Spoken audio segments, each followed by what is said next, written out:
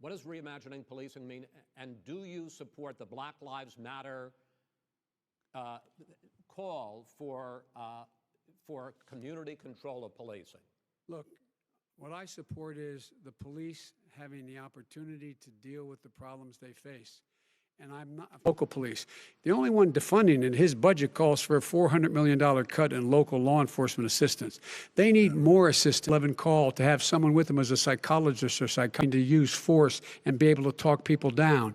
We have to have community policing like we had before, where the officers get to know the people in the communities. That's when crime went down. It didn't go up, it went down. And so we have to be engaged. That's not what they're talking about, Chris. That's not what they're talking about. He's talking about defunding the police. That is not true. He doesn't have any law support. Look, he has no law enforcement that's not support. true. Almost that's nothing. Look. Oh, really? Who do you have? Name one group that supports you. Name one group that came out and supported you. Go ahead. Think. We have time. We don't have time to do anything. Think all right.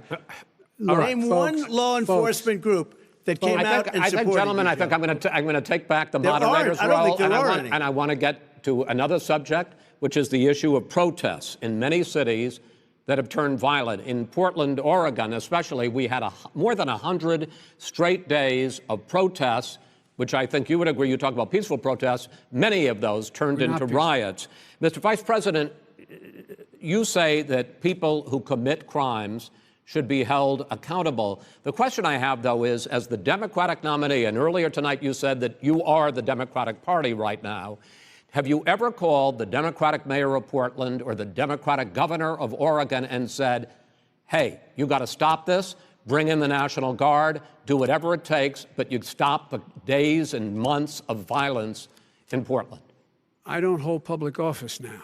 I am a former vice president. I've made it clear. I've made it clear in my public statements that the violence should be prosecuted. It should be prosecuted, and anyone who commits it. But you've never called for the people. You have never called for the leaders in Portland and in Oregon to bring in the National Guard and knock off 100 days of riots. They can, in fact, take care of it if he just stay out of the way. Look here. Oh, really? Oh, really? Here's the thing. I sent in the U.S. Marshals to get the killer of the young man in the middle of the street. They shot him, and for 3 days, President Trump, Portland wouldn't do anything. I had to send in the U.S. Marshals. They took care of business. Go ahead, sir. And by the way, you know, his own former spokesperson said, you know, riots and chaos and violence help his cause. That's what this is all about. I don't know who said that. I do. Who? I think Kellyanne Conway. I don't think she said that. She said that. And so here's the But here's the point. Go ahead, the point is that that's what he is, keeps trying to rile everything up. He doesn't want to calm things down. Instead of going in and talking to people and saying, let's get everybody together, figure out how to deal with this. What's he do? He just pours gasoline in the fire constantly, every single solitary time. And to end this, button up this segment, I'm going to give you a minute to answer, sir. You have repeatedly criticized. Wait, I have to answer his statement. No, you have his repeatedly. Statement. You have repeatedly. No, you've been talking back and forth. You made a statement. I'm asking you. I would love to end it. Sir. I would love to end it. You know, if you want to switch seats. We would very quickly. We could do that, but I'd send in the National Guard. It would be over. There'd be no problem. Okay. But they don't want to accept the National Guard. You have repeatedly criticized the vice president for not specifically calling out Antifa and other left-wing extremist groups.